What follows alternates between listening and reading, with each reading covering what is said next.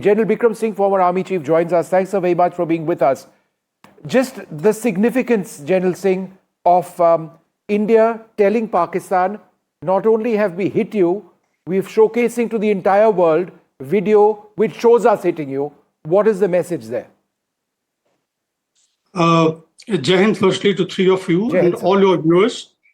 I think the right message has gone across to Pakistan. Firstly, let me compliment the decision makers of our country. At the apex level, the Honorable Prime Minister, under whose aegis we've had the whole of government approach dealing with Pakistan. And post the Pahalgam killings, I think the country has gone about in a very, very, I would say, well thought out strategy, national strategy, in which we have taken on Pakistan on all the fronts: economic, informational, political, diplomatic, and now, of course, last night we started off with the military operations. And I think the message that has gone across is loud and clear that we shall not accept. There is zero tolerance, firstly, to terrorism, and we shall not accept any terrorist activity being carried out or sponsored by Pakistan on our territory. I think that's a very loud and clear message that has gone across. And but along with this, I would like to also highlight that while we have, I heard the Foreign Secretary, he's called in terms of non-escalatory, action that we have taken. While it meets the connotation of jus ad bellum. Now, jus ad bellum is a concept that is followed while using force, using kinetic means. It is, last resort, chances of success, proportionality. So proportionality has been ensured. But the only point I would like to give out now is to everybody that let's not be complacent with regard to calling it non-escalatory. It will get escalated given the conditions, the dynamics in Pakistan, given the conditions under which the pressure that at the moment would be on the chief of the Pakistani army, on the terrorists, and they're going to leverage the potential of terrorists to take us on. Therefore, the risk management has got to be ensured at the strategic level, at the operational level, and at the tactical level. And I'm certain that our decision makers, the military, all elements of national power are totally geared up to deal with this. But the message has gone out loud and clear. The message that is coming in from the Indian establishment certainly is also that there is no civilian infrastructure which has been targeted, no Pakistani military installation which were directly targeted. India has ensured minimal collateral damage, and it was known terror bases or known terror hotbeds which have been subject of Indian target. That's a message that is going to the world, that this is not against Pakistan, but the terror state that Pakistan has become. Absolutely, Maria. I mean, this is another message that has gone across. And let me tell you, I didn't talk about it because the Indian military is a very responsive, accountable element of national power. It will go exactly as per the diktats of the Honorable Prime Minister and what the government has told it to do. Therefore, the operations have been calibrated, and we've used precision ammunitions. The strikes have been precision.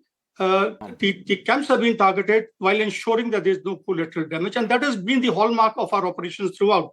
That we have scrupulously stayed away from ensuring any collateral damage in our operations. I want to ask you one specific question, which probably would be at the top of the mind of most of the population on both sides. And you are talking about an escalation.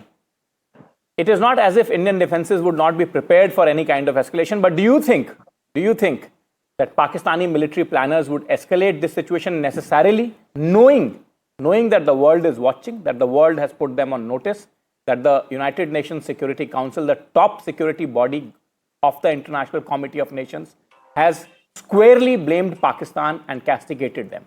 Do you think they will still go ahead and plan for an escalation? What does your military experience tell you, sir? Right. You see, Nikunj, besides the military experience, firstly, I brought it out in my initial, my speech, my wording that, look, we are geared up. I'm certain that, when such operations are launched, there is risk management is ensured not only at the tactical level, but at the operational and also at the strategic level.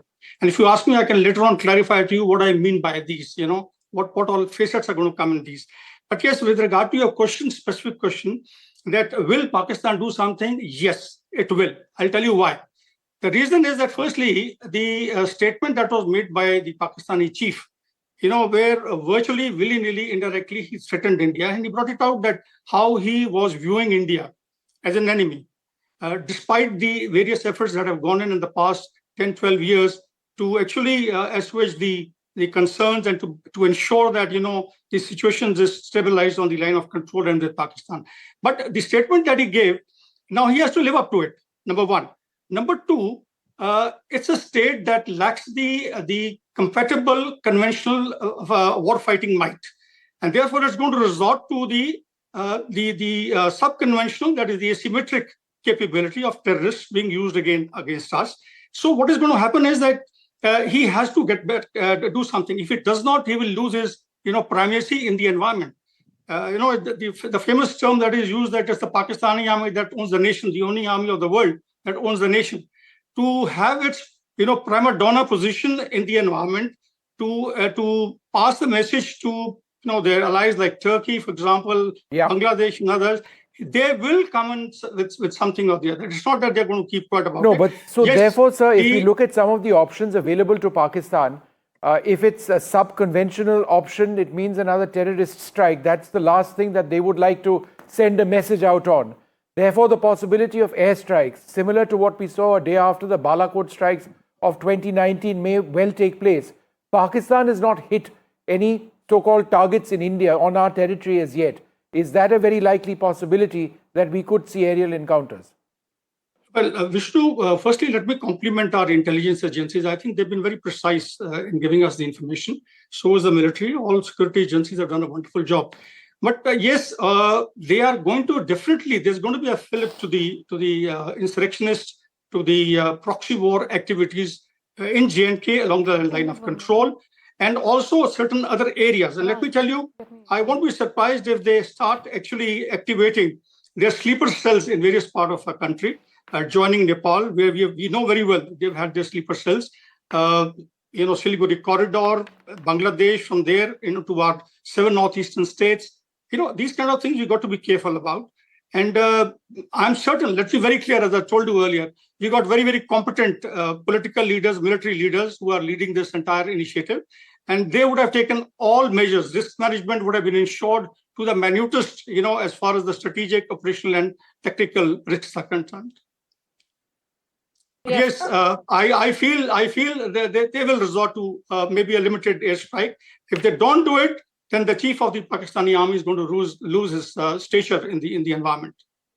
All right, General Bikram Singh, thank you very much for joining us. But I think that word of caution, which you've sort of you mentioned, is very significant. General Singh, just before we leave you, one short question: what is the situation on the line of control, given the intense artillery shelling between India and Pakistan? This, in fact, when I commanded my battalion, on the line of control, this used to be a daily affair.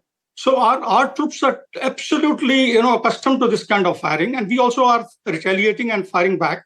Let me tell you, our defenses are robust. We have weapon systems with us which can neutralize the enemy, guns or missile sites from where they are firing. We have that, firstly, the will is there. Let me tell you this. The political will has throughout been there. The free hand has been given to the army, as the Honorable Prime Minister brought out. And you be rest assured, and the nation should be rest assured that things are going to be under control on the line of control. All right, General Singh, thank you very much. And we shall maintain the moral ascendancy.